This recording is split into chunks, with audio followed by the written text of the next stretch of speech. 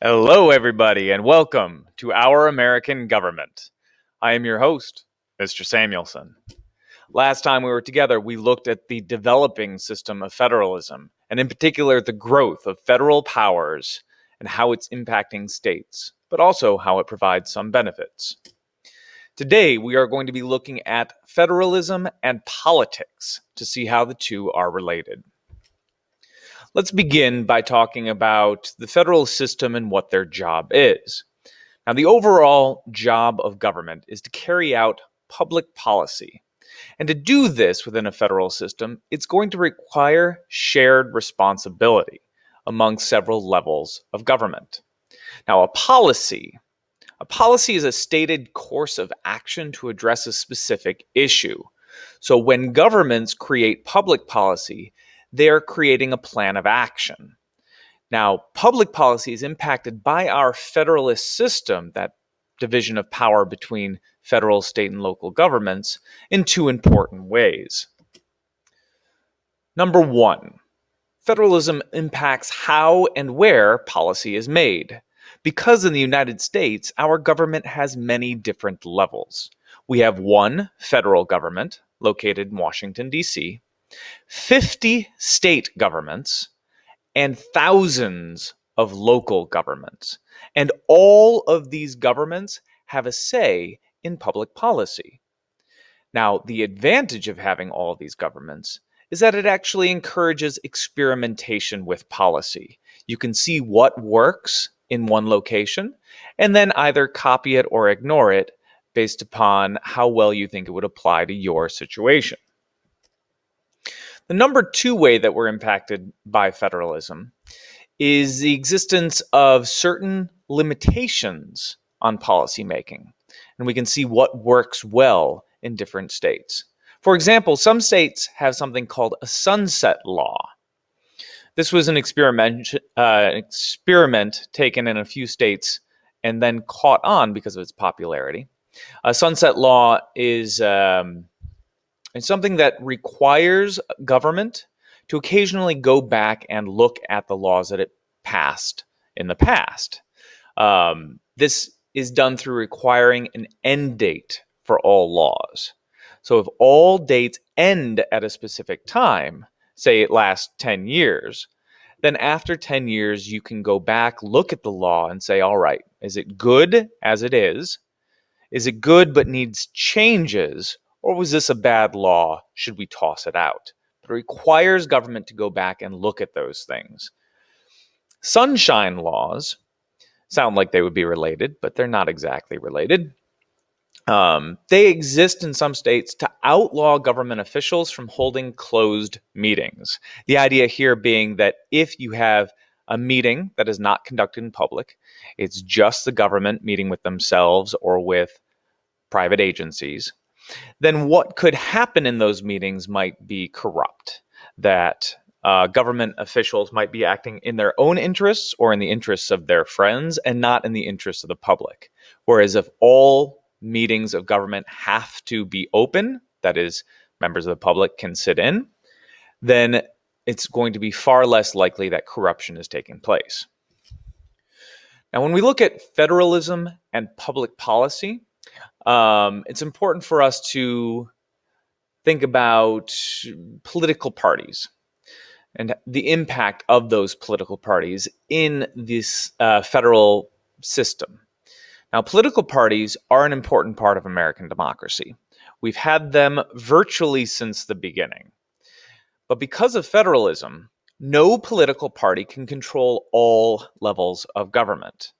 We may have a situation where we have a Democratic president and a Democrat in the Senate, but maybe Republicans hold a majority in the House, and the Supreme Court is primarily Republican appointees. This creates a balance of power, where at least those two major parties have a say in policy. It may even be the case where Republicans control the presidency, the House, the Senate, and the Supreme Court. That's a lot of power. But even at the state level, you're going to have Democratic control of some states and a lot of local governments. The political party system within a system of federalism ensures that no political party has complete control of the government at all levels. Now, political participation is an important part of our democracy, and federalism supports this as well. It's not just that we have one central national government. We have many levels of government and therefore many opportunities to participate.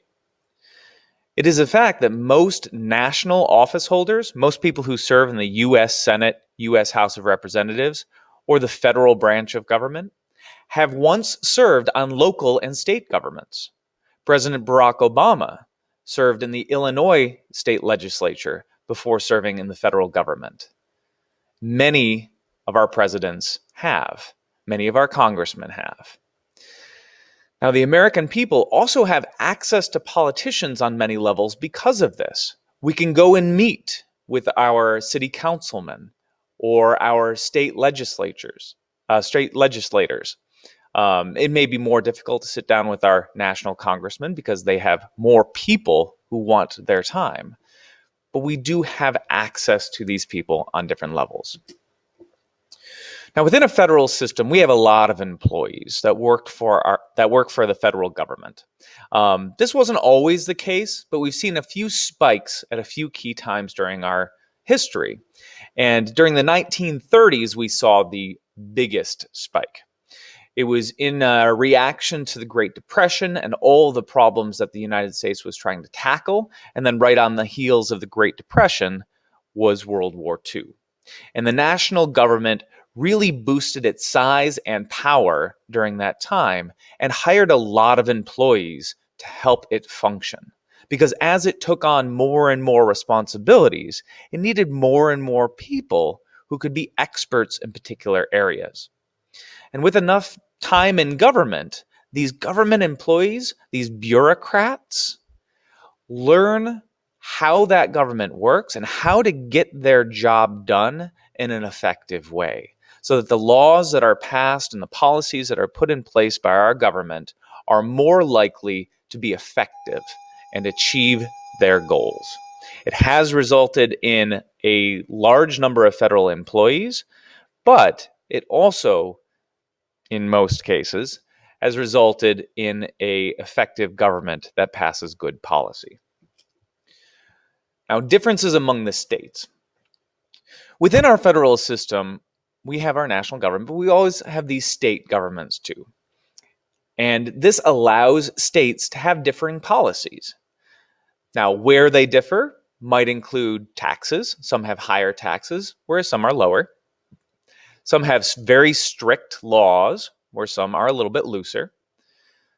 You might have strong regulation of business and industry versus weaker regulations, or more public services versus less public services. All states get to tinker with exactly the right balance of these laws.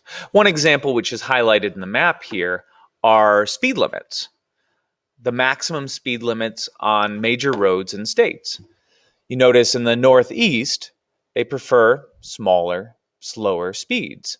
Whereas out in the West, faster speeds for more open roads are common. Also within our federal system, we can see what works in one state, what doesn't work in another, try these things out based upon what we've learned from that experience. Additionally, Americans may choose to move to a different state if they find a different system that they prefer.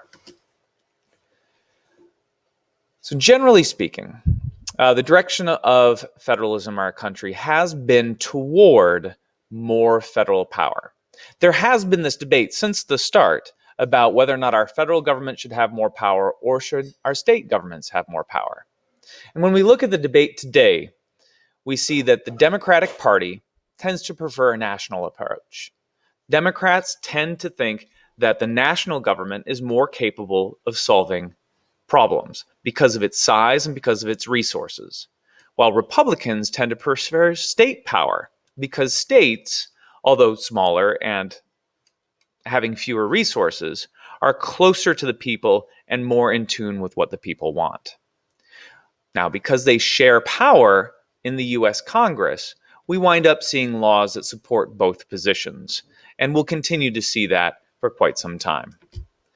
Thank you for joining me today. Next time, we're going to be looking at congressional membership and how membership in the House of Representatives and the U.S. Senate is determined.